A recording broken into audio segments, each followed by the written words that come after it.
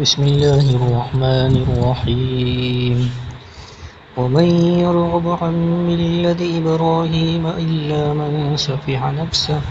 ولقد اصطفيناه في الدنيا وإنه في الآخرة لمن الصالحين إذ قال له ربه أسلم قال أسلمت لرب العالمين ووصى بها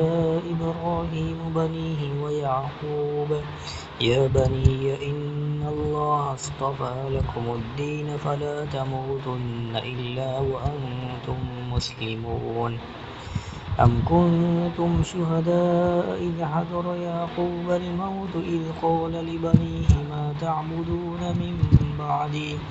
قالوا نعبد إلهك وإله آبائك إبراهيم وإسماعيل وإسحاق إلها واحدا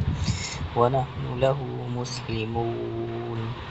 صدق الله العظيم.